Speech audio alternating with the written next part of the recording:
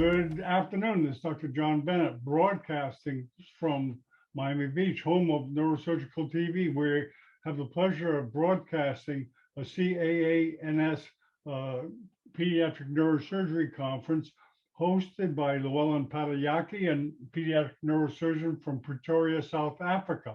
And I'll turn it over to him. Welcome, Llewellyn. Thanks, John. Just a quick sort of correction there. So it's hosted by myself and Mohammed Al Beltagi on behalf of CAANS. Mohammed's from Cairo. So Mohammed, I'm going to hand over to you if you just want to introduce Bello and Moody to say a few words before we introduce the speakers, Mo. Yes, sure. Yeah. Hi, everyone. And it's our pleasure to have you again in this pediatric series webinars under the name of CAANS. We usually do it the second Tuesday of every month. And this is our 7th, I guess, webinar. It would be our pleasure to have always with us Moody Qureshi, the president of CAANS, and Bello. So please, Moody. Yeah, thank you very much. Apologies for my video not coming on, but that's fine. It's always a pleasure to have eminent speakers come on and share their views and liven up the discussion. And this time we have the pediatric group coming in, and on behalf of all member societies of the Continental Association and all the young neurosurgeons who are tuned in, I'd like to say thank you very much. You guys have been amazing through this pandemic, and let alone the young neurosurgeons. I certainly have learned a lot. I hope I can retain it, given my gray cells becoming rare. But yeah, thank you very much for this initiative. It's I can see it's becoming successful. And Mohammed and Llewellyn, kudos to you guys. You persisted despite all challenges, and we're now seeing a regular series running. Thank you very much. Over to you, Bello. Oh, thank you, Moody. Thank you. That's really great. I'd like to join you in really congratulating Llewellyn and Mohammed. And I think for CAANS, we cannot be more proud. These two people and the young neurosurgeons are really making sure we remain alive during this difficult period. I just noticed before you joined in, Moody, that there were some pictures of our senior colleague, a very close friend of ours and a strong member of CAANS, now unfortunately late Suad Bakhtar from Algeria.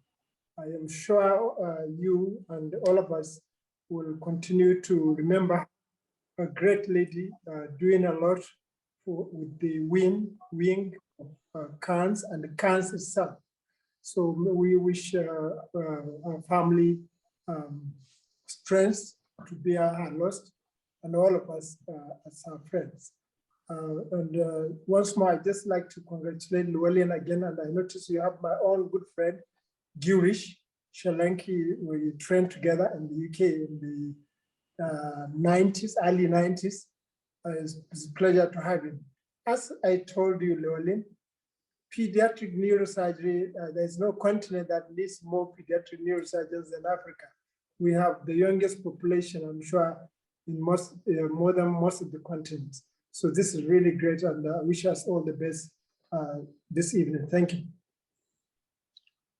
Thank you, Bello. Thank you, Moody, for this support as usual. And of course, we all remember Suad Bakhti, who passed away. She was an eminent pediatric neurosurgeon in Africa and in the CAANS and in the Pan-Arab also.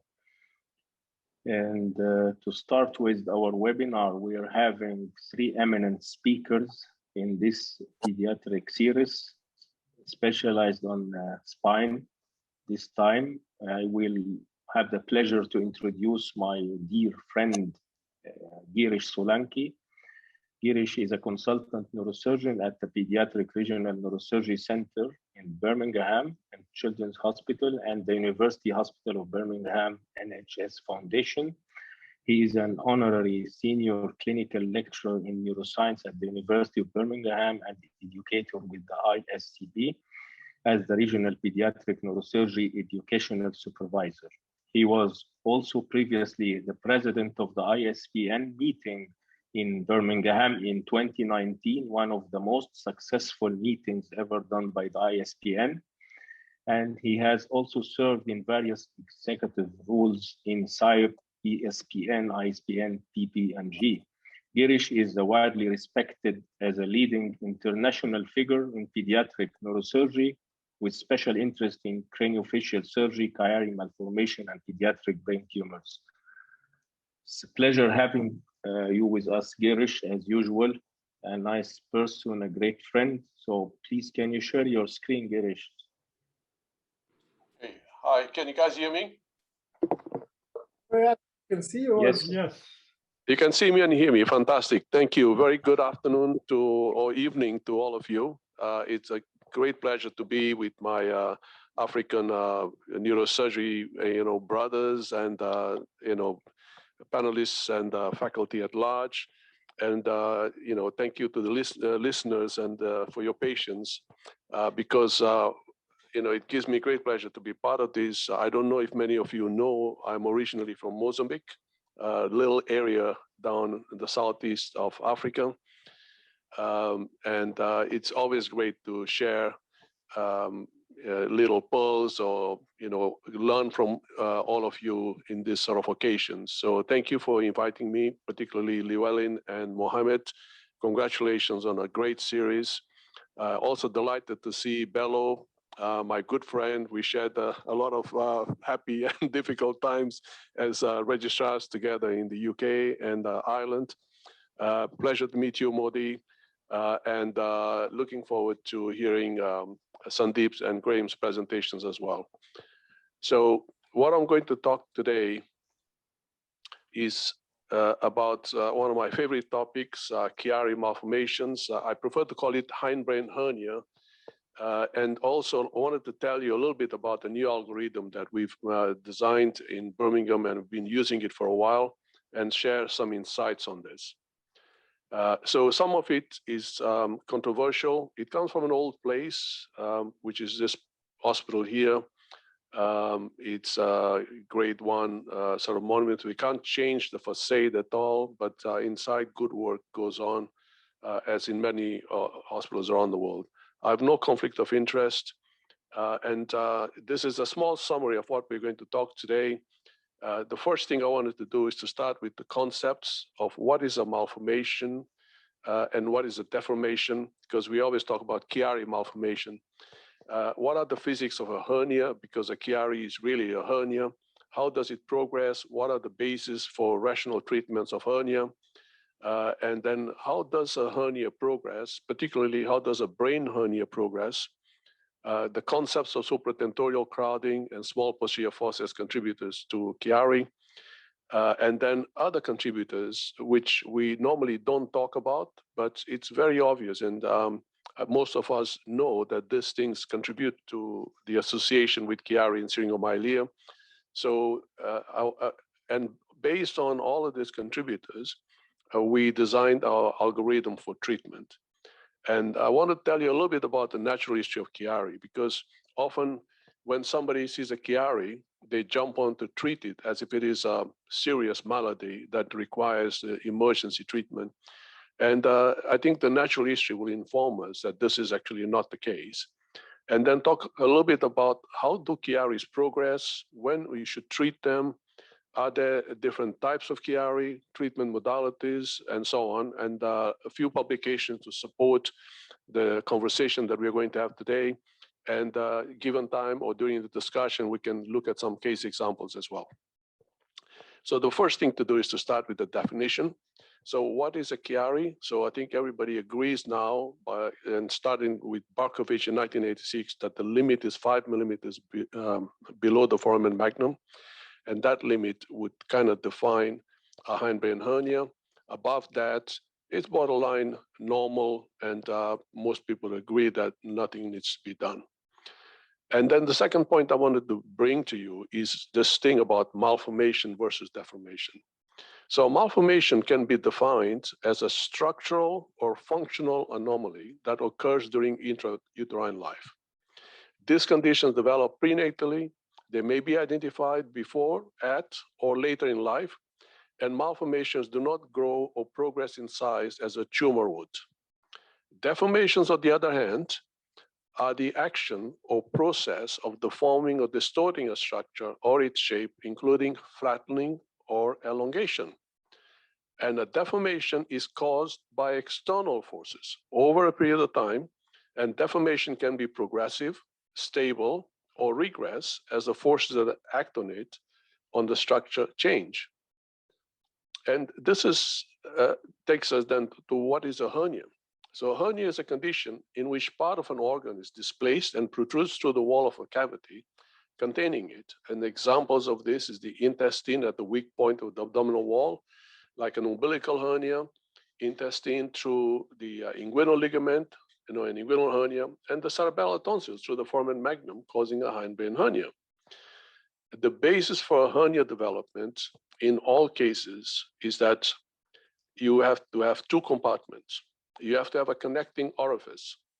And all hernias are caused by a combination of pressure in one compartment with a widening of the orifice, essentially what you'd call an incompetent orifice, the one that connects the two compartments. And then the pressure pushes an organ or tissue through the opening or weak spot, and that organ or tissue then herniates into the second compartment.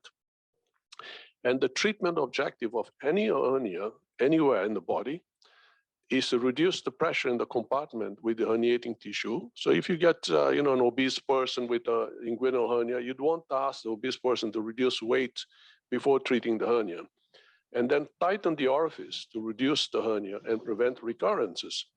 And if you think about this, our current treatments of Chiari do not meet these objectives. We don't. Is everybody able to hear me? I think there's somebody that has got the mic on. Yes, we can hear you. Meet these objectives. The pathophysiology of Chiari malformations, I think we pretty much all understand now, and particularly with the experimental models of Padilla and Padilla, the couple, they did a lot of studies which confirmed that Chiari 1 malformation is a primary paraxial mesodermal insufficiency occurring after the closure of the neurofolds takes place. So basically, the photoccipital somite does not develop properly, and that leads to the formation of either a short stubby clivus or a small posterior fossa. And the primary factor, therefore, in the formation of hindbrain hernia is the small posterior fossa due to the underdeveloped occipital bone. So where the Indonesian line is, that drops down and your posterior fossa becomes really small. And the main objective of surgical treatment really is directed to restore normal CSF dynamics at the cranial vertebral junction. So when you look at the natural history of Chiari, I think it was of great interest to me, looking at the large studies that were carried out on Chiari, particularly the one by Ben Carson, and you'll remember him as a presidential candidate. So he's a professor of neurosurgery at Johns Hopkins. So he and colleagues looked at something like 22,591 patients who underwent MRI imaging of the head and cervical spine. 175 were found to be clinically asymptomatic. So the extent of ectopia in this population was about 11.4 millimeters on average, and they were all significantly associated with the small cisterna magna. But syringomyelia and osseous anomalies were found in only one asymptomatic patient. Okay, so 14% of patients asymptomatic, syringomyelia and osseous anomalies in only one asymptomatic patient. Tonsillar hernia, 11.4 millimeters average. When I looked at this series, what I found, this is the 21 patients with anomalies. Only 6 children were actually under the age of 18, so probably not the representative sample for pediatrics. But the interesting thing was that there was a relation between the cisterna magna and the hernia. So if the hernia was 10 millimeters, the cisterna magna was okay. More than 10 millimeters, say 10 or 15, the cisterna magna reduced in size or became absent. Another study was the one from Professor De Rocco's team in Rome, and they looked at their series and they found that hindbrain hernias were incidental findings in 50% of their cases, and only 22% had clinical worsening. But the actual number that progressed to surgery was quite small, only 14%. So if you think about the number of Chiaris that we find, a very small proportion will actually end up having surgery or actually be symptomatic. So we decided to do a study because when I started pediatric neurosurgery, I was ignorant in a lot of things. And I wanted to understand these things for myself. So one of the things we did is to evaluate Chiari in the pediatric population in Birmingham. And I looked at the radiological progression of Chiari by a number of papers that were coming out at that time. And these two are from 2011, a good number of patients, but the follow-up was quite small, 2.83 and 3.8 years. And they reported a progression of the Chiari in 3.2% and 9.5%. So I think it looks like the longer they followed up, the greater the progression. There was no report of any regressions, and 90 to 96% of the Chiaris had not changed over 3 to 4 years.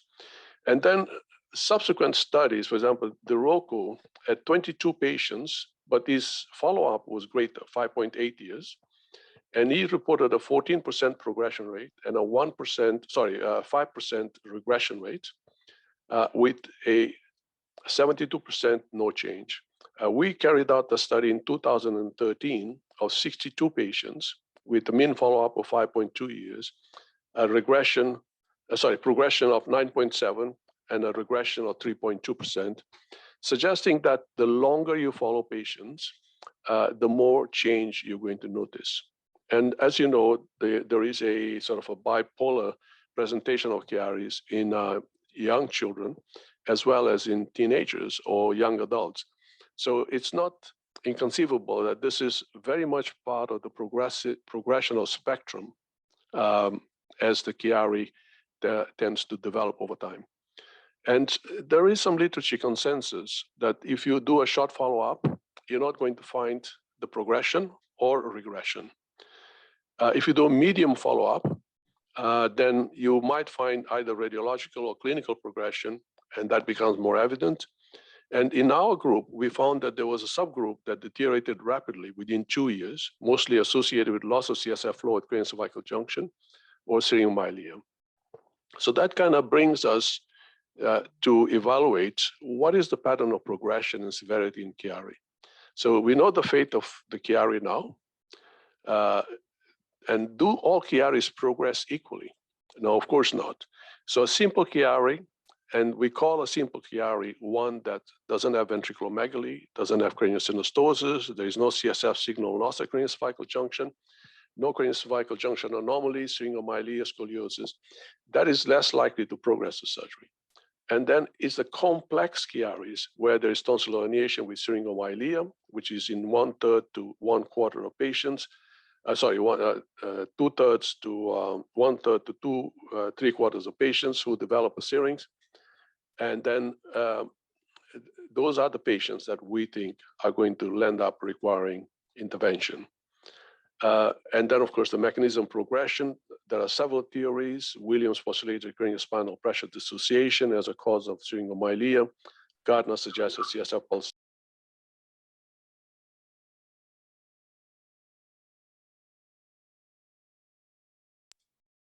I think the host had muted me. Can I continue? Yes, yes. Okay.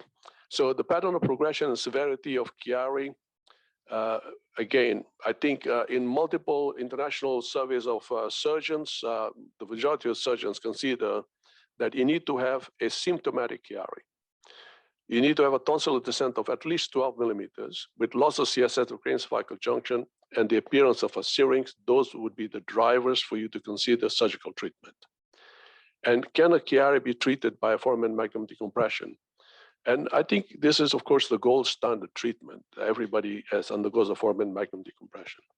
But in fact, data is suggesting that the complex Chiaris can be a formidable problem with significant morbidity. And these cases require careful planning and investigations prior to surgery. And really, surgery should be tailored to the causes of the Chiari rather than the Chiari itself. And as a result of that, in Birmingham, we started looking at something that could provide this versatility and reduce problems. So I would go ahead and say that Chiari malformation should really be termed deformation because, as you can see, there is no reason why it should be a malformation. There is an increase in the size, there is a change in the shape, and all of those are more characteristic of a deformation. So if we were to say that this is a deformation, then what are the pressures that are acting on worsening deformation over a period of time? And clearly, when we talk about a hernia, you have to think that there is increase in one compartment in relation to the second compartment. And this is what we call a supratentorial crowding. So here you have a patient who has got a small posterior fossa, hasn't got enough space for the contents of the posterior fossa, and the supratentorial compartment is crowding that space. So what happens is, over a period of time, the constant piston drive is going to lead to more crowding. That will then block the flow of CSF. You will definitely develop ventriculomegaly, and that then causes an additional push. So there is a mechanism here that we wanted to explore. And then I will show you some examples of how reversing those mechanisms actually causes the hernia to regress without foramen magnum decompression. The mechanism that I'm talking about is the development of ventriculomegaly, the skull-base anomalies, and the posterior fossa, small posterior fossa. We all know that the Chiari hindbrain hernia is associated with either ventriculomegaly, craniosynostosis, skull-based anomalies like basilar invagination, craniocervical junction instability, and scoliosis. And interestingly, these are the very same conditions that are associated with syringomyelia as well. But we also know that syringomyelia can be associated with tethered cord, spinal lipoma, split cord malformation without having a Chiari. So there are other conditions that can cause a syrinx rather than a Chiari in all cases. And then one thing that we discovered in Birmingham, and I'm sure that all of you have had experience with this, is the association of Chiari with Grottomon deficiency. Not just Grottomon, but other hormonal deficiencies like thyroid and so on. And in our study, what we found is that 40% of the patients with Chiari had Grottomon deficiency on treatment. 15% had clinical features of Grottomon deficiency with the short stature, which is idiopathic short stature. 20% had idiopathic short stature, but no Grottomon deficiency, and more than 20% were obese, but that probably is to do with the obesity and endemic in the UK. Now, when we turned the tables around and we looked at all the children with Grottomon deficiency and say, well, how many of these children had a Chiari? We found that only 1.2% of the children with Grottomon deficiency had a Chiari, suggesting that there is no significant hormonal effect on development of the Chiari, but the reverse deserves further study. When we look at ventriculomegaly as a mechanism associated with Chiari, again, is it the Chiari that causes the ventriculomegaly, or is the ventriculomegaly that worsens the herniation of the cerebellar tonsils? On one hand, of course, the presence of ventriculomegaly in supratentorial compartment will cause crowding. This will create a piston drive effect with downward displacement of cerebellar tonsils, or obliteration of the cisterns at the craniocervical junction, loss of buoyancy, and further descent and impaction of the tonsils. Or does the Chiari cause ventriculomegaly? So again, tonsillar descent through the foramen magnum can lead to blockage of CSF outflow, and that potentially blocks the foramen of Magendie and Luschka, and development of ventriculomegaly. So all of that has been reported, and I suspect that both mechanisms are in effect with a sort of a catch-22 potentiating effect. And there is evidence that if you operate on these children and carry out endoscopic third ventriculostomy, that this results in a successful reversal of the Chiari. My colleagues from Rome, Professor De Rocco's team, as well as my friend from Liverpool, Conor Malucci, and his team had published evidence suggesting that if you carry this out, 94% will remain shunt-free following ETV for Chiari, so treating the hydrocephalus, and 83% with the syrinx had improvement of resolution of the syrinx following an ETV. So there is good data suggesting that there is an association of ventriculomegaly with Chiari, and the treatment of ventriculomegaly also reverses the Chiari and syngomyelia. A further larger study came out from the Chinese group, again, talking about the association with the 80% success rate. So we did our own study in Birmingham, and we looked at our endoscopic third ventriculostomies, how many patients had Chiari, how many we intended to do an ETV for a Chiari, and we looked at long-term outcomes on this group. 130 patients, 139 ETVs, majority were older than 1 year. The commonest etiology was aqueductal stenosis and tumor, and primary etiology. So if you look here, aqueductal stenosis, tactile pineal tumors, other tumors, IVH, and Chiari and spina bifida, 10 cases. That's 7% of the total number of patients that we operated. Now, this is many years ago. The number, of course, has increased, but the success rate has stayed the same. When we looked at ETV success, looking at ETV success score, it remains at 90%, and that compares favorably with all the other groups, except, of course, the tactile pineal tumors, which have been the most successful. So there is good evidence that in selected cases where there is ventriculomegaly or hydrocephalus with Chiari, that the ETV will reverse the hindbrain hernia and deflate the syrinx. And we're quite happy with that. So this is our series of patients showing 90% Chiari regression and 100% syrinx deflation on the patients that had a syrinx. So we also looked at factors associated with syngomyelia in children with chronic hindbrain hernia. So this is, I have to give thanks and credit to all of my colleagues, particularly a lot of the fellows that work with me. They, of course, moved on and gone elsewhere. And Paul Davis, who was our statistician, was quite instrumental in getting things right for us. So the factors associated with syngomyelia in children with chronic hindbrain hernia, of course, you know the pathogenesis. I'm not going to spend time there. You know the background, the percentages. But we looked at this MRI scan and we say, okay, what are the factors that we recognize here clinically? So on the MRI, if you look at this MRI, what we find is that the cerebellum is within a small posterior fossa. We can see how small the posterior fossa is. It is standing up, is no longer C-shaped. It's more like a standing up cerebellum. The tonsils are peg-like. It's got an effacement of CSF at the foramen magnum, a flattened occipital bone, a steep tentorium. See how steep the tentorium is? There's a lot of venous engorgement and a cervicomedullary kink. Because these patients also have a dolichoid dens, and we were just talking about Charles earlier, Charles Raybaud, and he has also identified this as an association with Chiari's. I think we see it very, very frequently in our series. And these are the sort of features that we know are associated with the hindbrain hernia. And we know that in normal situation, this is the CSF distribution. When you get a Chiari, that's what happens. Everything gets pushed forward and downwards. And this acute angle of the tent is typical of a small posterior fossa.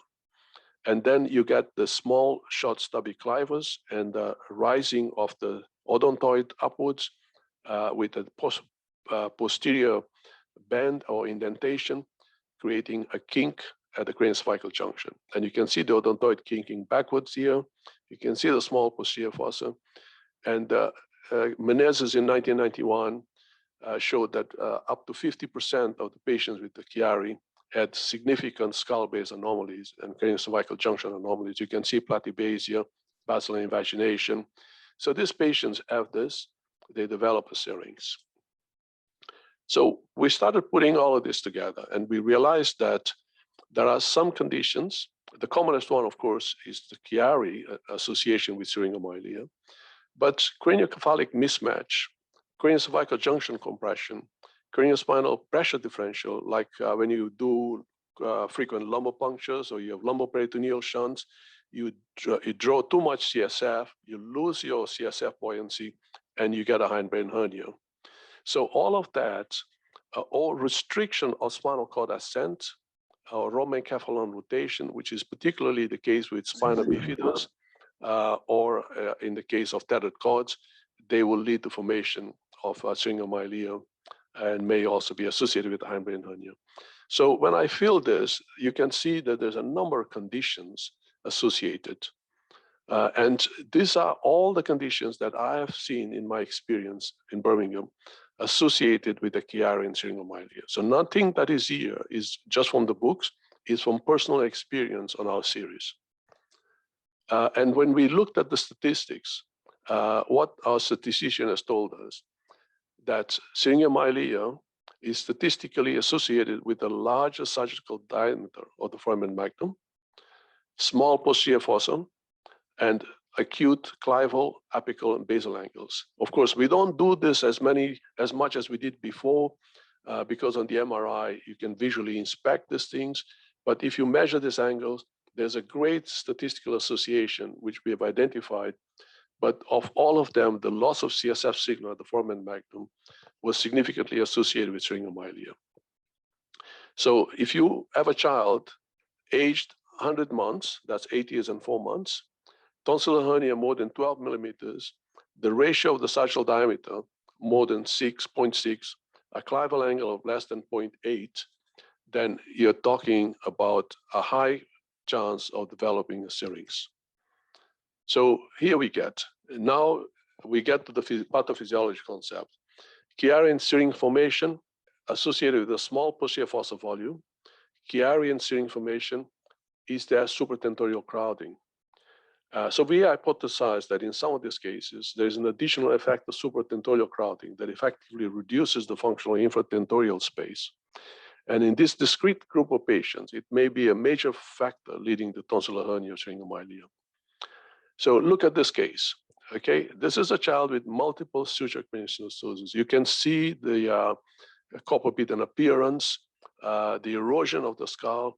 In the child like this, where the brain is pushing out, is like in a prison, there's no doubt that some of that brain is going to herniate through the foramen magnum. Another child, Klebat shadow deformity, MRI age 2 months. You look at this, severe brachyturicephaly, and look at the size of the posterior fossa. There's no doubt that this child is going to have a Chiari, because that's the only place the brain can herniate now. So in these situations, nobody will doubt that the Chiari is caused by a craniocephalic mismatch. And you remember the definition of 5 millimeters. But if you look at the CSF on the normal case, and as the Chiari progresses, you can see that there is also a curvature, and the brainstem seems to be pushed forward and develops this appearance of a more severe Chiari, which I showed you before. So we know that there is some effect at the craniocervical junction and an effect on the brainstem. So if I can show this in a pictorial fashion, here's a normal situation. You can see the line from the posterior clinoid to the inion and the supratentorial line. Now, if you think about this, this is a child with a Chiari and another one with more severe Chiari. The first thing you notice is that a lot of the occipital lobe is now lying below that line.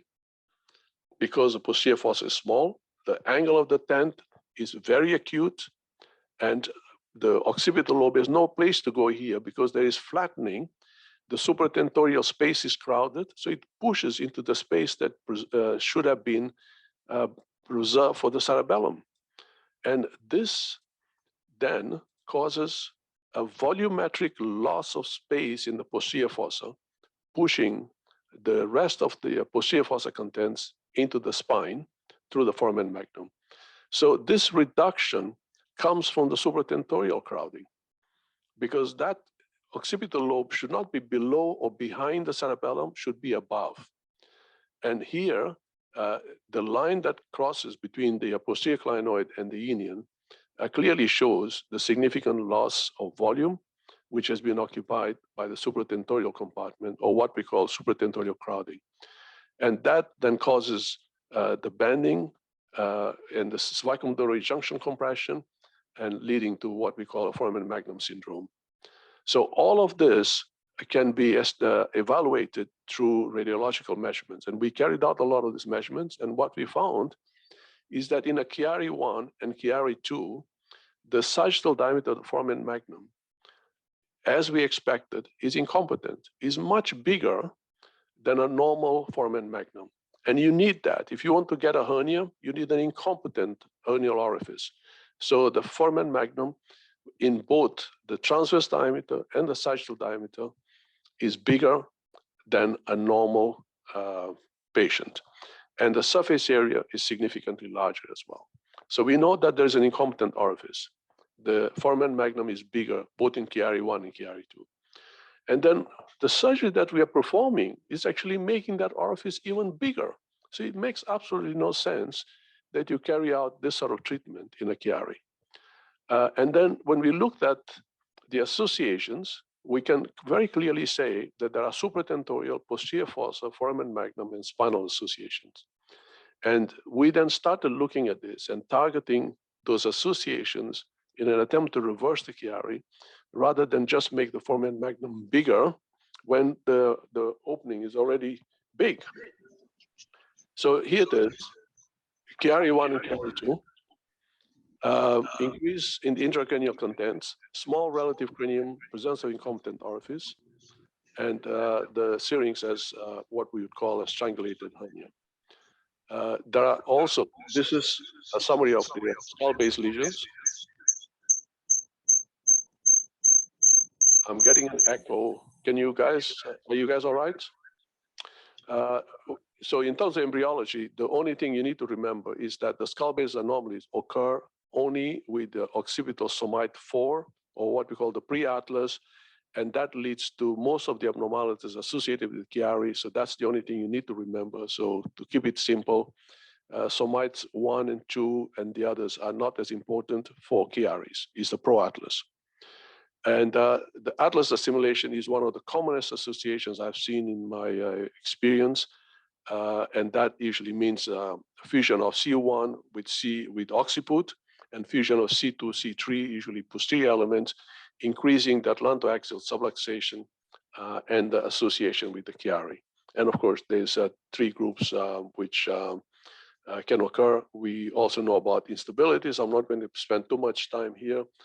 Suffice it to remember that instability can be horizontal, vertical, which is basilar invagination, lateral or rotatory. So all of this can be associated with the Chiari. And Professor Goel, I remember mentioning it to me that atlantoaxial dislocation instability is the primary cause of all types of basilar invagination. And irrespective of whether it's demonstrated or not on dynamic imaging. Now, if you think about basilar invagination, how does basilar invagination actually occur? So this is a diagram to show what happens. So initially, that's posterior arch of C1, this is C2. The first thing that happens is the atlantodense interval increases. At this point, you can diagnose this radiologically and say this is, horizontal subluxation. But as time goes by and the lateral masses of C1 separate from each other, more of C2 rises up through the arch of C1. When that happens, the atlantodense interval actually becomes smaller. And the atlantodense subluxation disappears. And you start thinking that there is an improvement on the patient. But actually, the instability has got worse because it's no longer horizontal, it's also vertical. And this is associated with the separation of the lateral masses. So if you think about the normal angle, which is about 125 degrees, you can see the occipital condyles are at an angle, but the C1, C2 condyles the lateral masses are horizontal. And in basilar invagination, the horizontal lateral muscle C1 and C2 start becoming oblique and ultimately become vertical. And this is how C2 then rises up because the lateral muscle C1 have to slide down on oblique lateral muscles.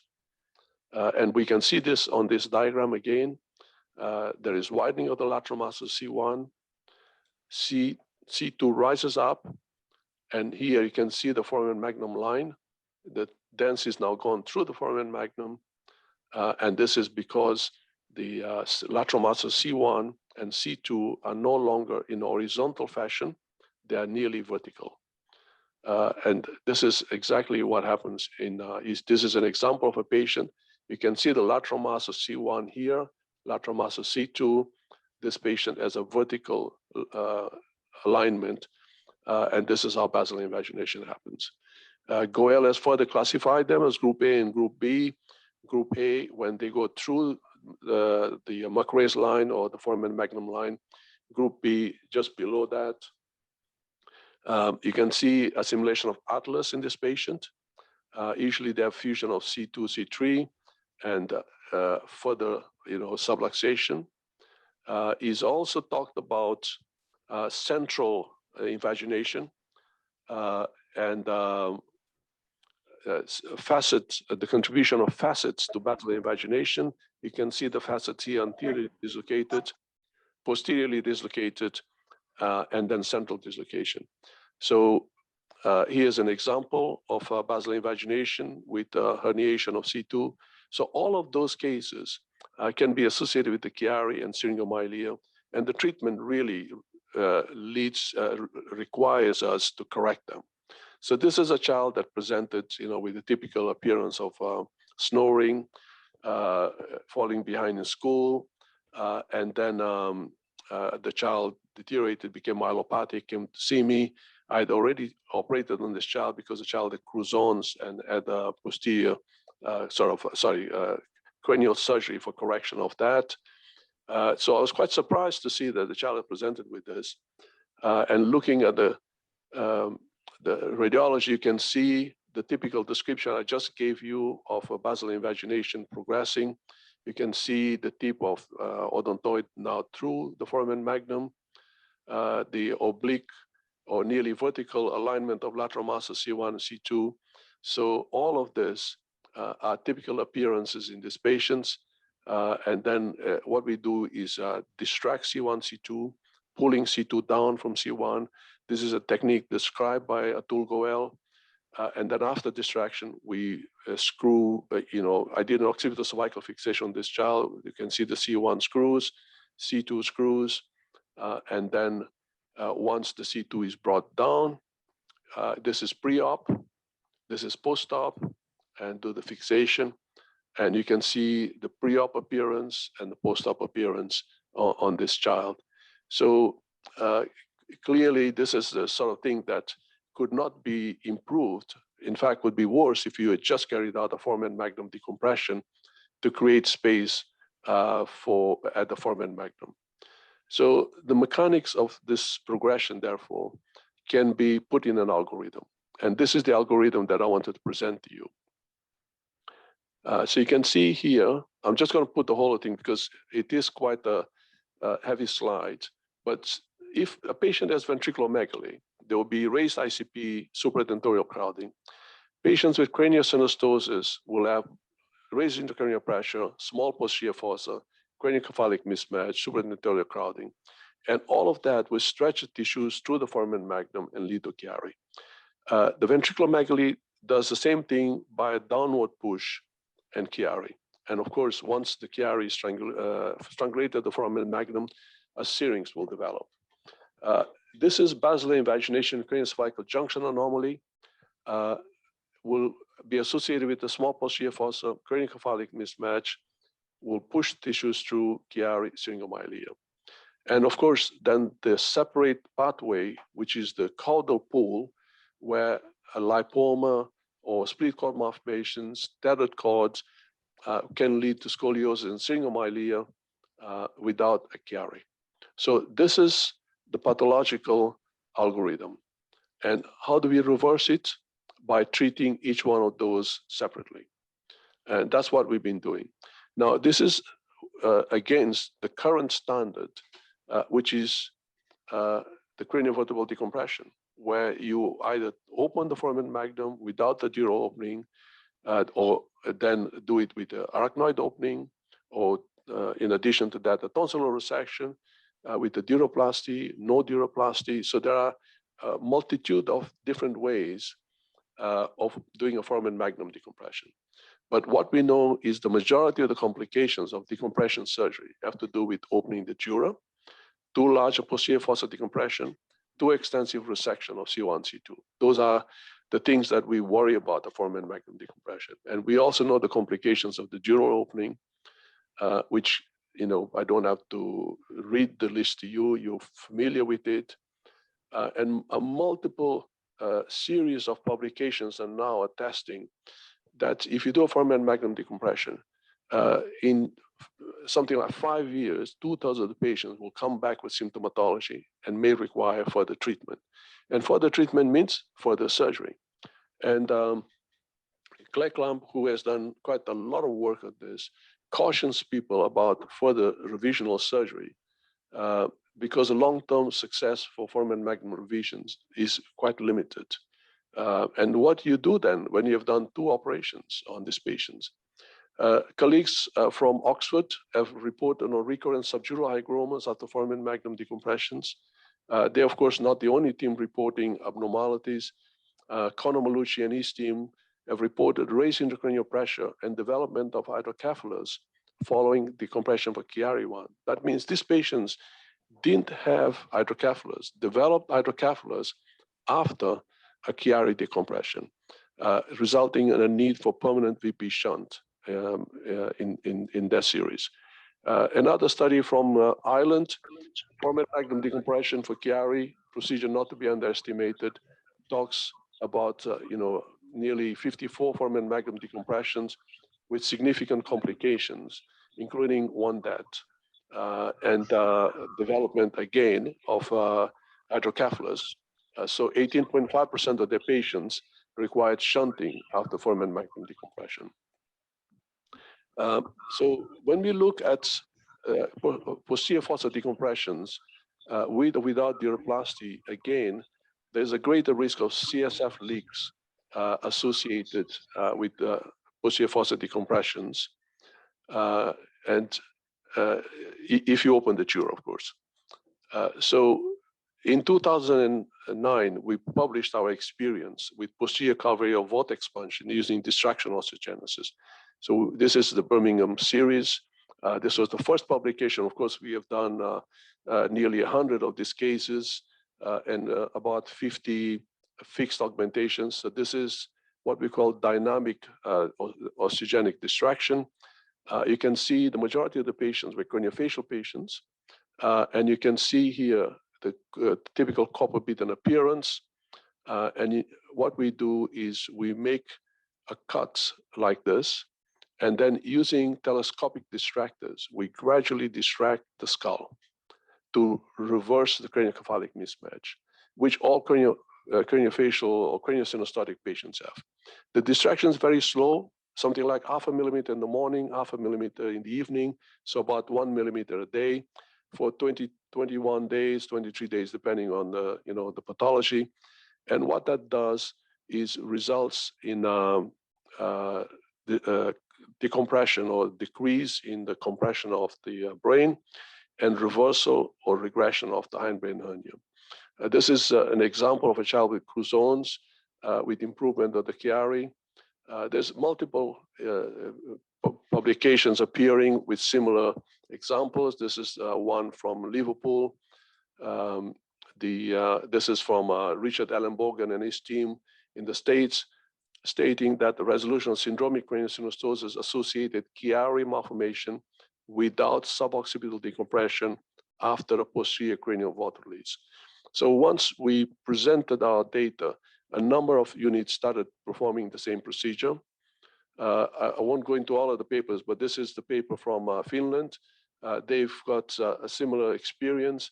This is the one from Paris, the posterior cranial vortex extraction, efficacious technique to enlarge the posterior skull and treat ICP. Moreover, it appears to be efficacious in treating hindbrain hernia-related symptoms.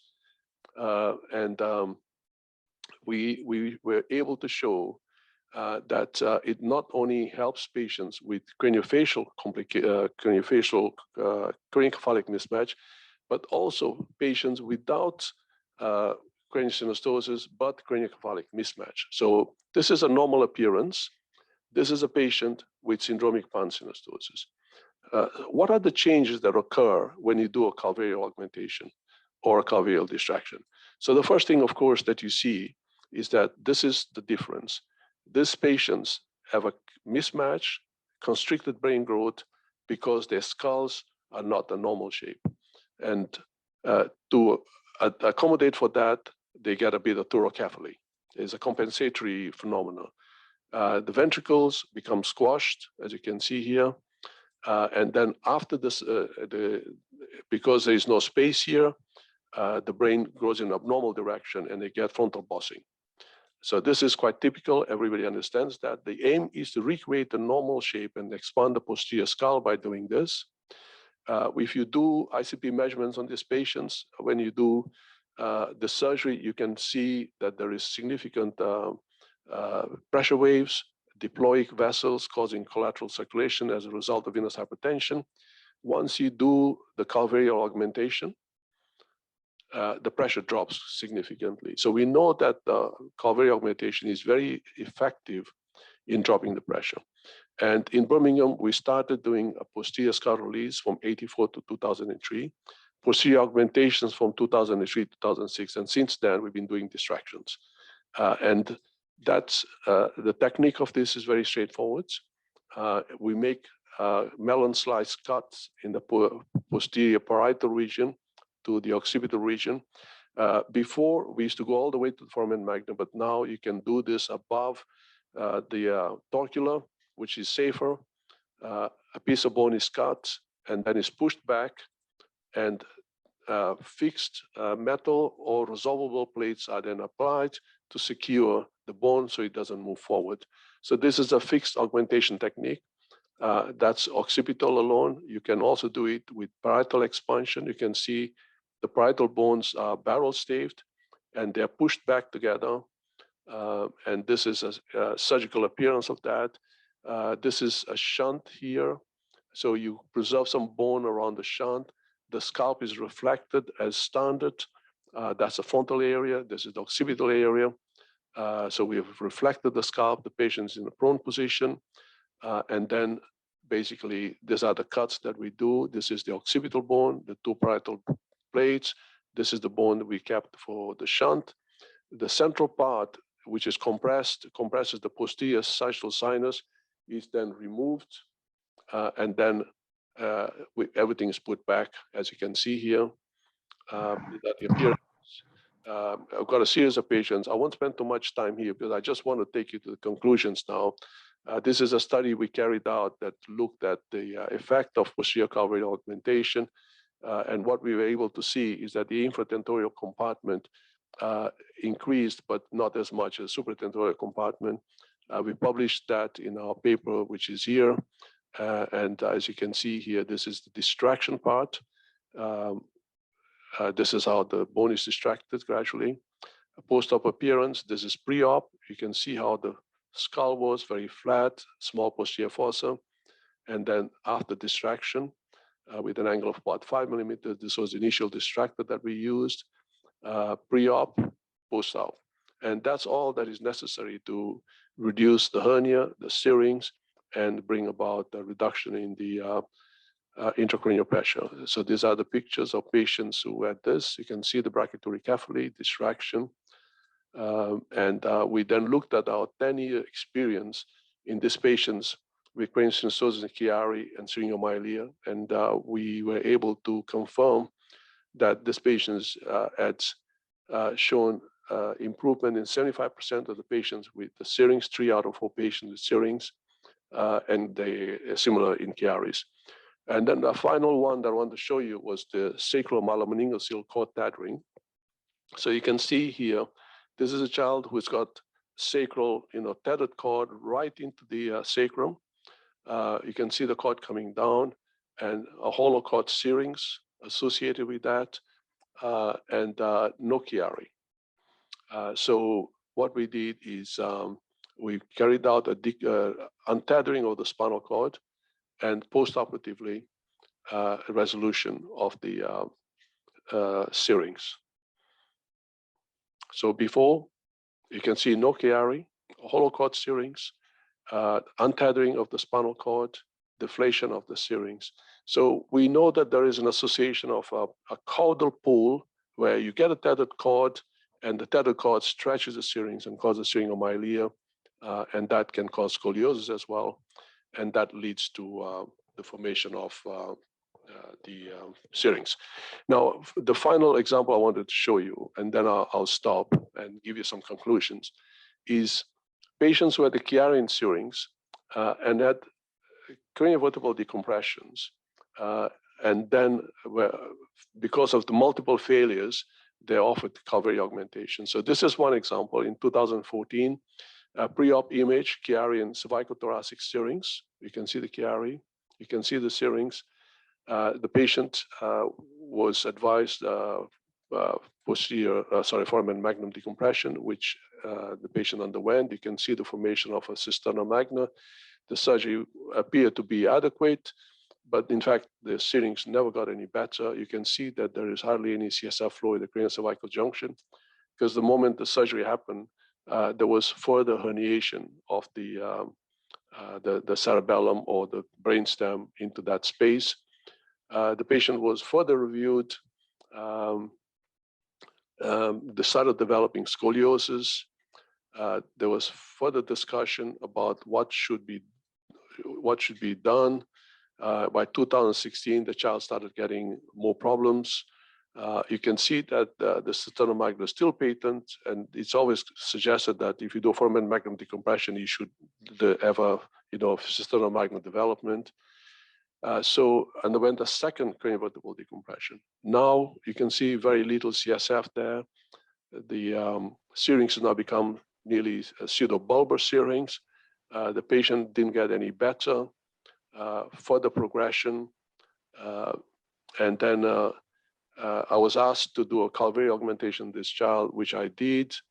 And in 2018, within 3 months of the surgery, the syrinx deflated, the Chiari regressed.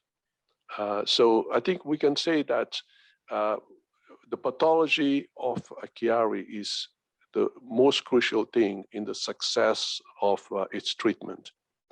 And if you do one operation like a one-trick pony for all Chiaris, you're bound to have some failures. And adequate selection is what is important. So this is why we created this algorithm. So if you have ventriculomegaly with raising the corneal pressure, supratentorial crowding,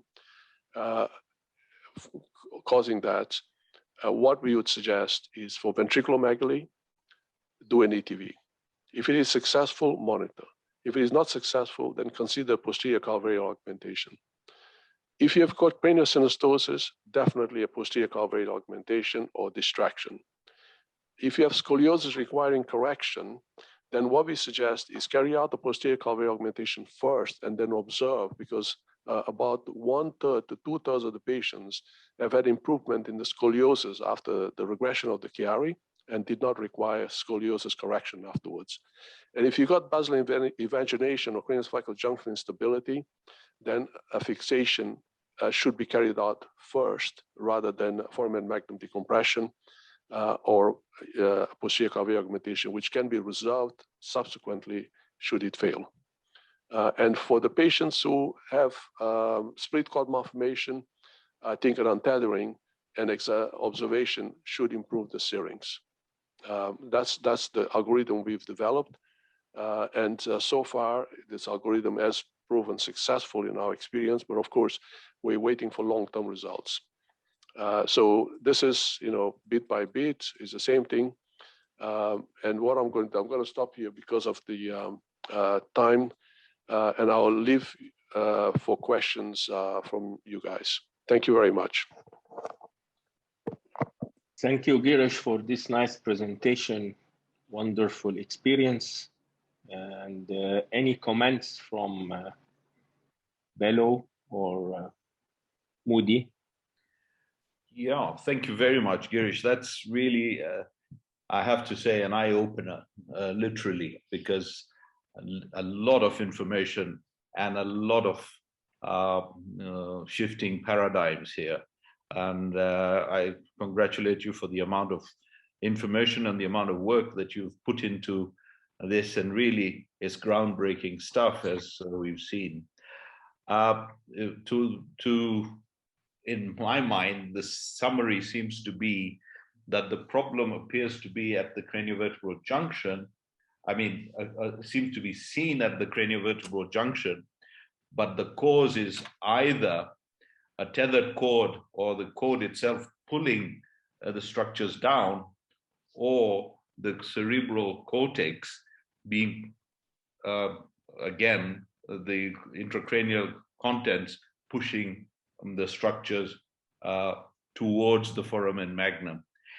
And you've obviously illustrated beautifully the augmentation, cranial augmentation that you've done through in syndromic patients. And the question that comes to my mind is whether in the non-syndromic patients, one could move or push the envelope and say, rather than targeting the craniovertebral junction, target the posterior or the occipital bone itself, and through scalp expansion, primarily first, have enough skin, and then actually use a 3D formatted bone structured cranioplasty implant, as it were, in older patients. I'm not talking about the syndromic ones. The syndromic ones you've obviously described beautifully, but in the non-syndromic ones, where you can see the cerebellum being pushed down by the structures in the supra-tentorial compartment, is there in your mind a solution sitting there to be had by expanding that posterior or the occipital region and decompressing it, almost like what one does for a decompressive craniectomy in head trauma, for example? Not suggesting that's what we should do, but recreating that or remodeling that posterior cranium for room to be created, and therefore the pressure taken away from the cranial cervical junction. I'm just thinking aloud, I'm sure, but I wonder what your thoughts are. No, absolutely. It's a brilliant thought. And I have to say that others have thought about this. And in fact, when my first operation, because this thing was, as you can imagine, this is not the sort of thing that you can just go and do overnight, because they would be immediately called a cowboy and they would stop you from operating. And that nearly happened to me anyway. But